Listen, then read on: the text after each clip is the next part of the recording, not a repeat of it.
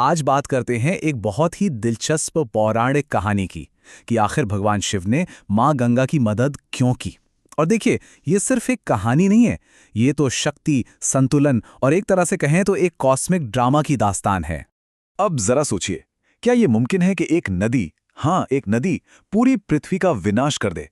सुनने में अजीब लगता है ना, लेकिन इस कहानी में ये कोई मजाक नहीं था। ये एक हकीकत थी, एक ऐसा खतरा जो पूरे ब्रह्मांड को हिला सकता था। तो सीन कुछ ऐसा था। हमारी पृथ्वी एक बहुत बड़ी मुश्किल में थी।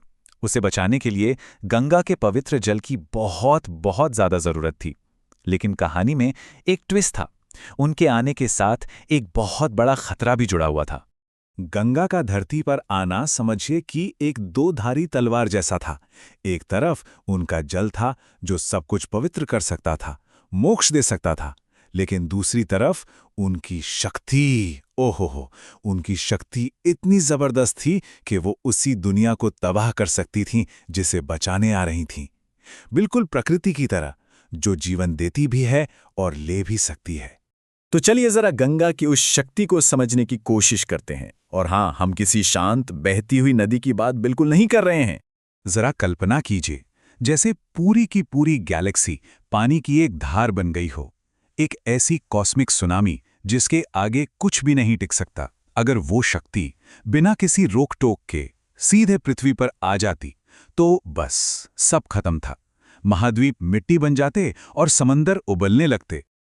और फिर ठीक इसी मौके पर एंट्री होती है भगवान शिव की। अकेले वही थे जो इस भयानक शक्ति के सामने खड़े होने की हिम्मत कर सकते थे।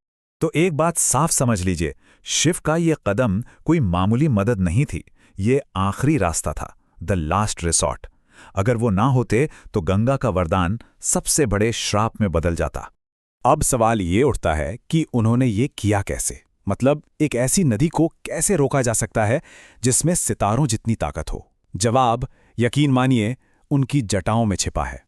आइए इस पूरे कमाल के प्लान को स्टेप बाय स्टेप समझते हैं। सबसे पहले शिव ने गंगा के पूरे वेग को अपने ऊपर ले लिया, उसे अब्जॉर्ब कर लिया। फिर जो हुआ वो किसी जादू से कम नहीं था। उन्होंने गंगा को अपनी जटाओं के घने जाल में उलझा लिया। उनकी जटाएं एक तरह से कॉस्मिक स्पंज बन गईं, जिसने गंगा के सारे गुस्से को सोख लिया। और आखिर में बड़े ही आराम से, पूरे कंट्रोल के साथ उन्होंने गंगा को शांत धाराओं में बदलकर पृथ्वी पर बहने दिया। देखिए, ये जो हुआ ना, ये सिर्फ एक फिजिकल एक्ट नहीं था। इसके पीछे का मतलब बहुत गहरा है।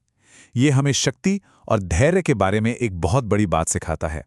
ये धैर्य की पराकाष्ठा थी कि इतनी भयानक ताकत को भी कितने शांत भाव से संभाला। ये उनकी असली शक्ति को दिखाता है कि वो ब्रह्मांड की किसी भी ताकत को काबू कर सकते हैं।